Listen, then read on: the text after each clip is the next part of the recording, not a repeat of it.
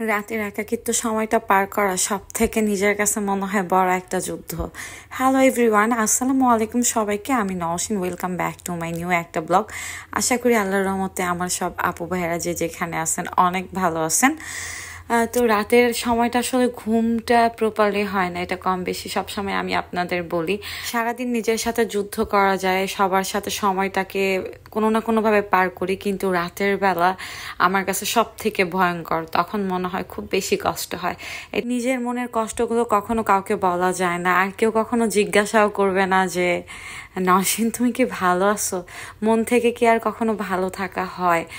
আমি বেঁচে থাকবো যতদিন, ততদিন হয়তো বা হাসবো, আপনাদের মাঝে ভিডিও শেয়ার করব, ভালো থেকে যাব, কিন্তু মন থেকে হয়তো বা কোনোদিন আর আগের মতো ভালো থাকাটা হবে না।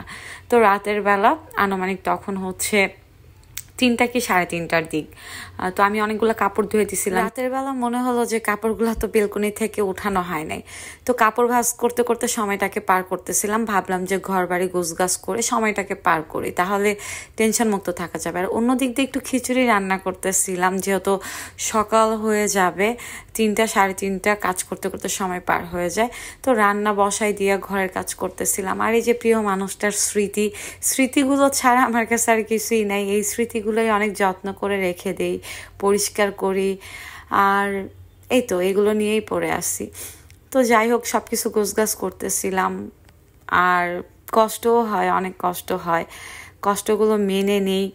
আর সব কিছু নিয়ে আপনাদের মাঝে যখন একটু হাসি খুশি থাকার চেষ্টা করি, ভালো থাকার চেষ্টা করি, তখন অনেক মানুষ এসে আমাকে যা তা বলে যান। আসলে যার যার মনের অবস্থা একমাত্র সেই বুঝে, এই পৃথিবীতে বোঝার ক্ষমতা আর কোনো মানুষের হয় না। ভালোবাসার মানুষটা জীবন থেকে হারিয়ে যাওয়ার পর আমি অনেক বদলে গেছি, জীবনটা বড্ড এলোমেলো হয়ে গেছে, অনেকটা বদলে গেছি।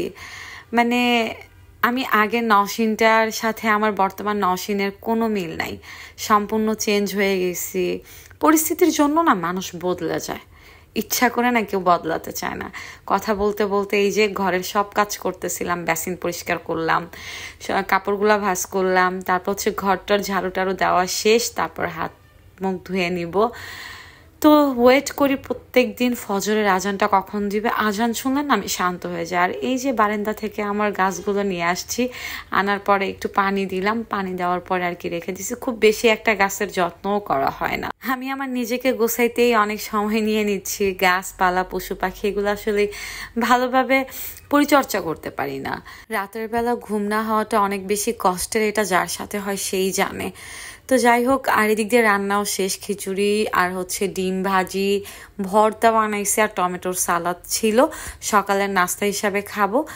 তো রান্না বান্নাও শেষ, ঘরের সব কাজ শেষ করে, আর দেখতে দেখতে ভোরও হয়ে গেছে। সকালের নাস্তা হিসাবে খিচুড়ি, ডিম ভাজি আর টমেটো, লেবু, কাঁচামরিচ নিয়ে নিছি। তো এই ছিল ছোট্ট একটা ভিডিওটি ভালো লাগলে অবশ্যই লাইক কমেন্ট শেয়ার করে দিবেন। আমার জন্য সবাই দোয়া করবেন। আপনাদের সবার জন্য আমি সব সময় মন থেকে দোয়া করি, আল্লাহ আপনাদের সবাইকে ভালো রাখুক। আজকের ভিডিও এই পর্যন্ত। আল্লাহ হাফেজ সবাইকে।